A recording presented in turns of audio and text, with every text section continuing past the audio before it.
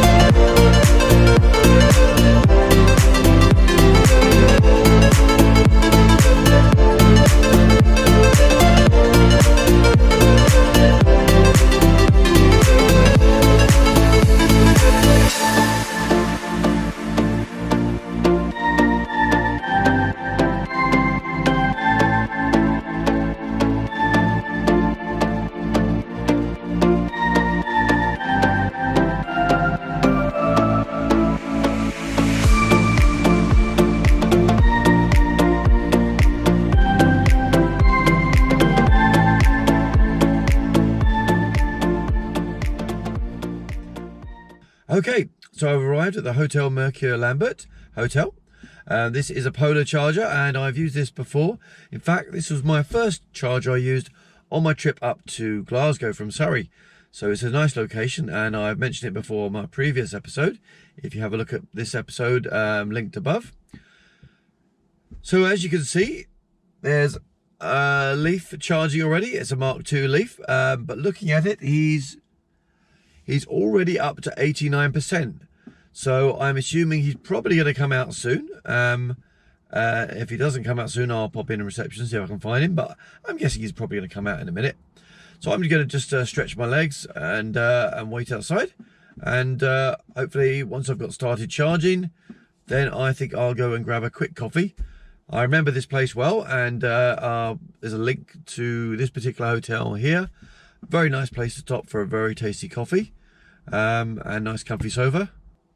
So I'll catch up again when I start charging.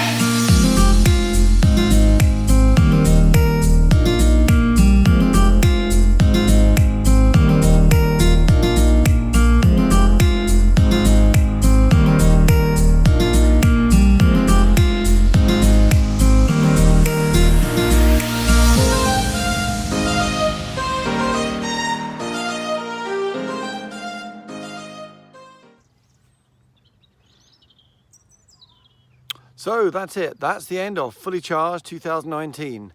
Standout moments, I think, from the final day of Fully Charged Live. I really enjoyed looking around the classic cars that were converted to electric. But I think really the standout electrical classic conversion had to be the DMC DeLorean. A really amazing looking machine. I really had to stop myself from adding the Back to the Future theme tune at that point in the video, but I thought I might come a cropper of some of the copyright infringements, so I didn't. But wow, that was probably my favorite of all the classic conversions I saw at Fully Charged Live. Another thing that really stood out to me on the final day was the Ubitricity stand.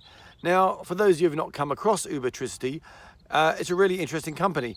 What they essentially do is take any old street lamp and turn it into an electrical charger. And this has incredible practical application. If you think of some of the inner city areas, a lot of these places don't have off-street parking.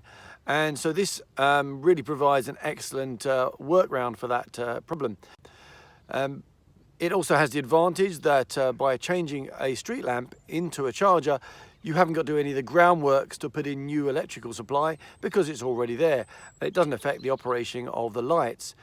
It also has the advantage of not having to add extra street clutter furniture by adding in new charging posts on a pedestrian path, because the street lamp, as I said, is already there. You are basically just adding extra functionality to the street lamps that are already in existence. And the Ubitricity company has already been very active in London, converting, I think, about 200 or so street lamps into electric chargers. Now, I was already quite well aware of Ubitricity and what they were doing. However, when I went to their stand, I learned something which was quite interesting.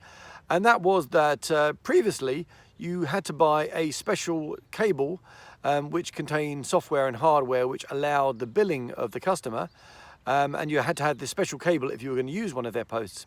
However, what was interesting when I spoke to them at Fully Charged Live is that they've also enabled it so that you can read a barcode on the charging post and then use an app to basically connect your own Type 2 cable which you have in your car to the post. So you don't have to have a special cable anymore, and I think that's really going to open it up to people who are just, say, passing through to be able to use these posts. And so I thought that was a really interesting little bit of news which I wasn't aware of. And I think Ubitricity are set to really make a difference in particularly city areas. So well done, Ubitricity, and I hope we see a lot more from you going forward. And another stand which I was very impressed with was the non-plastic beach stand. Now, I really enjoyed this, looking around this stand. Basically, they are a company which looks to find solutions to single-use plastic in everyday items. Now, although this shop was not specifically dealing with sustainable transport, it was addressing another problem which is close to my heart, and that is the problem of plastic pollution. Now, we all need to use plastic, yes, granted. There is plastic in the glasses I'm wearing, there is plastic in the phone I'm speaking into. However, single-use plastic is completely unnecessary in many instances, and this shop was looking at ways in which we can address that and remove a large amount of plastic from our everyday use. They did some excellent wooden toothbrushes, which you can see me using here, and I can say I'm still using them, and so are the rest of the family, and they are great. They also did some excellent soaps, and I bought some of their nice shower gel soaps, and they are brilliant. I don't need to have bottles of plastic containing my shampoo anymore. So thank you very much to the Non-Plastic Beach, and I look forward to buying many more of your items online. For those of you who want to have a look, here is a link to their website, and I would highly recommend it. And a final thing that happened on day 3 was on my trip home.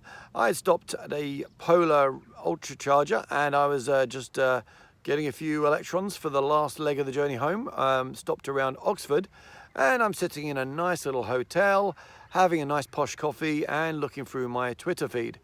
And suddenly I get a tweet which shows a picture of my car outside on the charger next to a very nice looking bluey green looking Kona. Hey? And who's the tweet from? It's from Dan, the number 2 and the main organizer of Fully Charged Live. And as you can see his tweet here, I was blocking him from getting a charge. It was great to have a good chat with Dan Caesar. Really, really nice guy. It was such a shame I didn't actually see him whilst I was at Fully Charged Live, and so it was a really excellent stroke of luck that I got to sit down, have a coffee and chat with him while our cars were charging. And so finally, I'd like to say a really, really big heartfelt thank you to everybody from the Fully Charged team for Fully Charged Live 2019. It was an absolutely brilliant weekend, and I really, really enjoyed it. And I look forward to Fully Charged 2020 eagerly, and I'm sure it is going to be even bigger and even better again. So thank you very much, everyone. So I hope you enjoyed these 3 episodes on Fully Charged Live. I'm so sorry it took such a long time to commit them to YouTube, but hey, I have got a day job, and editing I have to fit in my spare time. But I do hope you enjoyed it. If you did enjoy this and the other videos, please don't forget to like them and share them on Twitter, Facebook, or whatever social media you use. It really does help out my channel a lot, and I really do appreciate it. I would also ask you consider subscribing to my channel and to click on the notifications bell, and you will get new episodes as soon as I upload them. So, coming to you today from a lovely country farm in Wiltshire, England, this is the PlugSeeker, signing out. Happy charging, everyone.